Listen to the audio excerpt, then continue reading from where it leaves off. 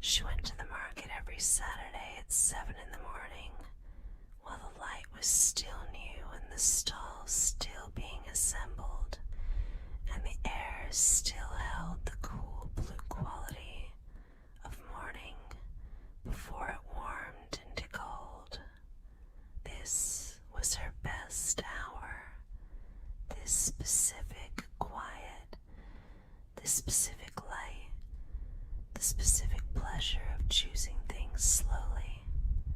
Mateo ran a stone fruit stall. He had been there every Saturday she'd been coming, which was 14 Saturdays by now, and they had built a particular kind of friendship that exists mostly in transactions.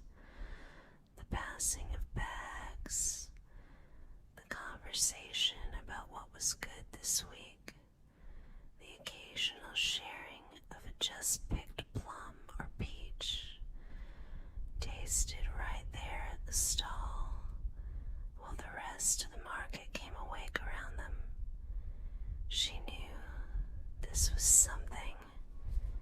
She also knew that knowing something and doing something about it are separated by a distance that can feel impassable. On an ordinary Saturday morning, falling in love, she had found, is not usually a single moment. It is a series of moments so small you could ignore them if you chose, and some people do choose. But she had begun to notice the particular way he smiled when she appeared at the stall. Not the general market smile he gave everyone, but something more specific, more private, a smile that belonged just to her. The way he always set aside the best nectarines, the way their fingers sometimes touched in the exchange, and neither of them moved away. 14 Saturdays of small exactnesses, 14 Saturdays of the market around them, and the morning light, and the smell of ripe fruit in the early air, and conversations that started about produce and ended somewhere else entirely. She had begun to think of the market not as a place she went to, but as a person she went to, and this distinction seemed important, seemed like the kind of thing that would matter later. She had started arriving slightly earlier each week, 6:50, then 6:40. She told herself it was because the mornings were good. She knew it was because his stall was always among the first to be assembled, and she wanted the particular early morning version of him, the one still slightly fresh from the early start, the one who looked genuinely glad to see her, with the uncomplicated gladness of someone who hasn't yet had the time to compose themselves. He had started setting aside things he knew she'd want without her asking. The flat peaches she'd mentioned once in September, casually, as something she remembered from childhood summers. The figs when they came in, small, preserved attentions. She registered each one as evidence of something she was building a case for, in the quiet courtroom of her own uncertainty. This Saturday she'd arrived to find him already watching for her, not performing watching, simply looking in the direction she always came from,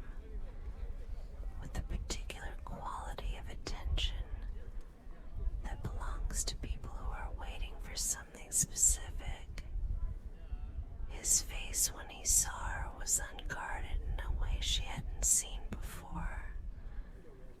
Something in it, some usual guardedness, was absent. She filed this carefully, next to all the other small things she had been filing.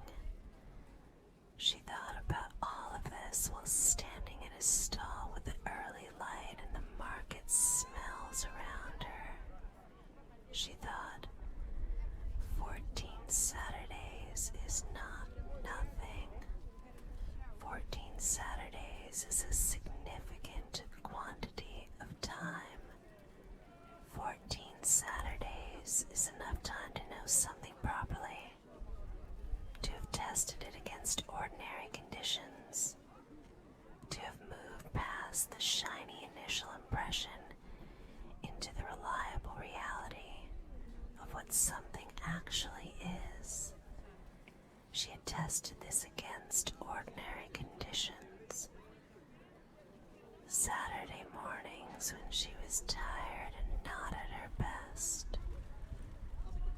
One Saturday when she was in a bad mood for reasons that had nothing to do with the market, and which she had tried to hide, and which he had seen anyway, and which he'd responded to not by asking about it or trying to fix it, but simply by being steadier than usual, as if he understood that what she needed was not attention, but weight, ballast, someone to lean against.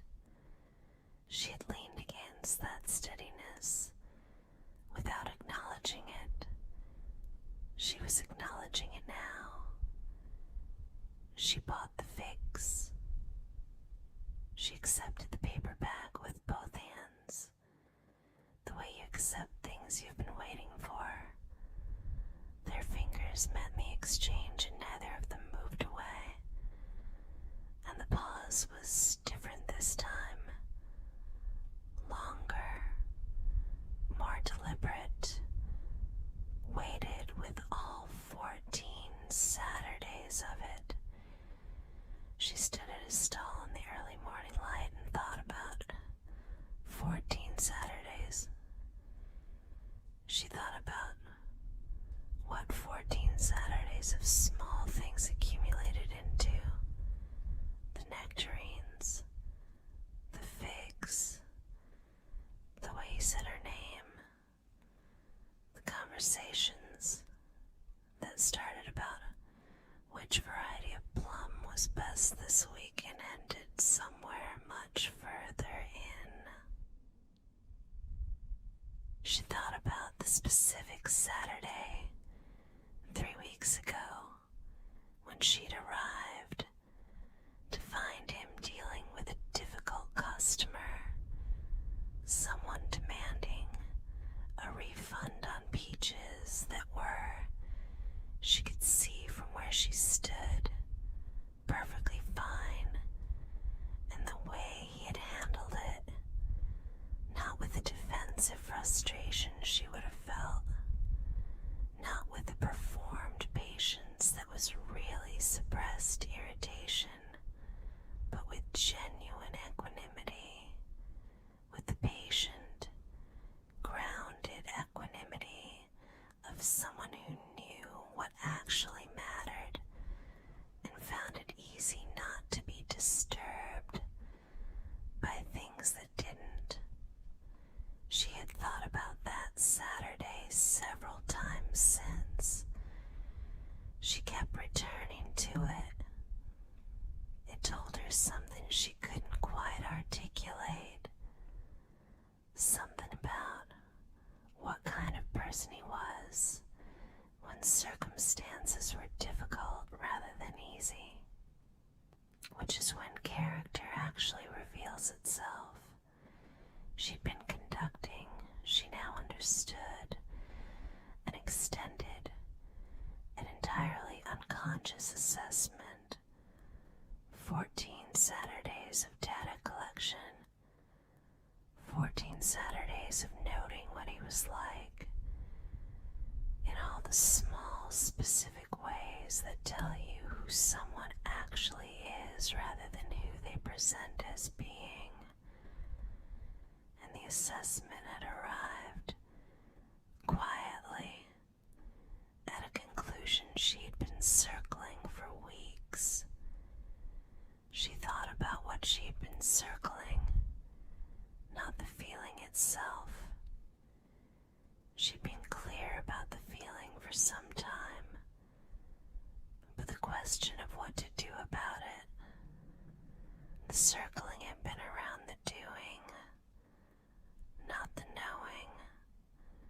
She was a person who believed in taking her time, who understood that most problems resolve themselves better when you didn't rush them, when you gave them the space and patience they needed to become clear.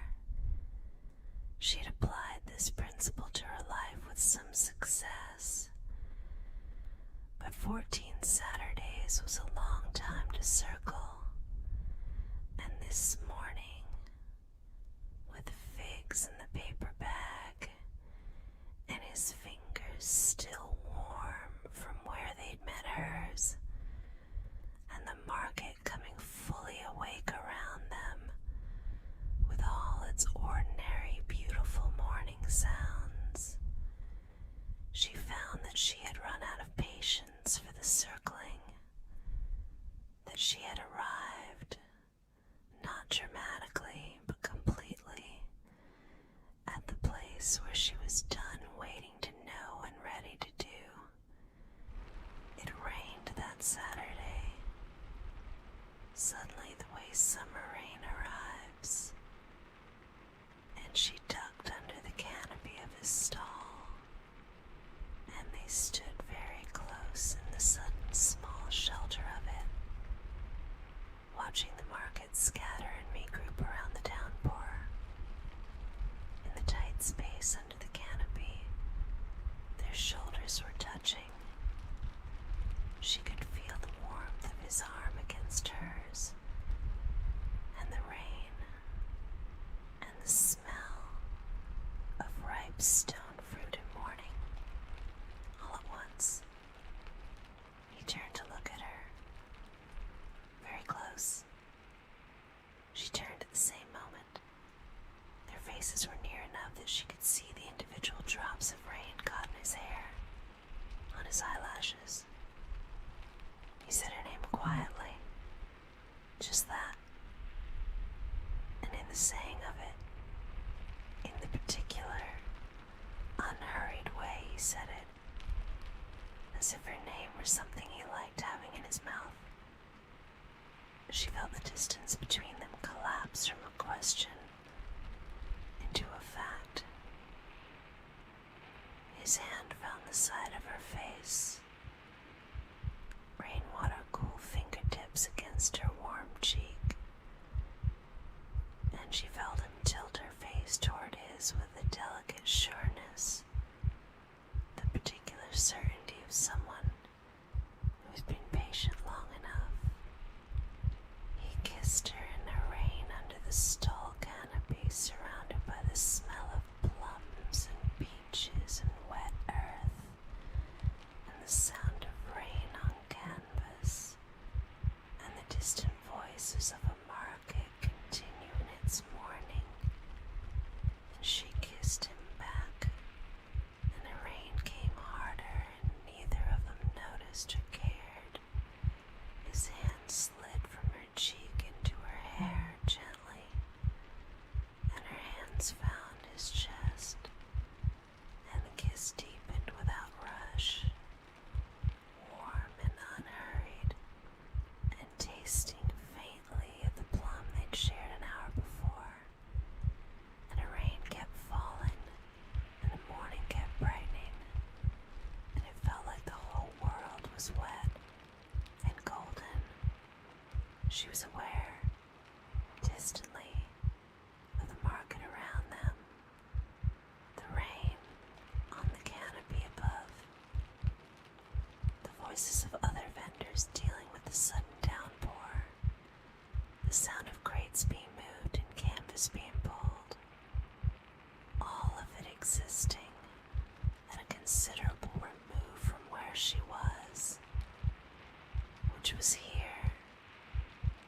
this specific square foot of the world, kissing someone she'd been looking at for 14 Saturdays, with all the accumulated feeling of those 14 Saturdays behind her. She thought, this is what 14 Saturdays feels like, when it finally arrives at what it was building toward. This warmth, this rightness, this very simple, uncomplicated sense of having found the exact place you were supposed to be. She felt everything she had been carrying for 14 Saturdays release at once, not suddenly but continuously, the way hell breath is released.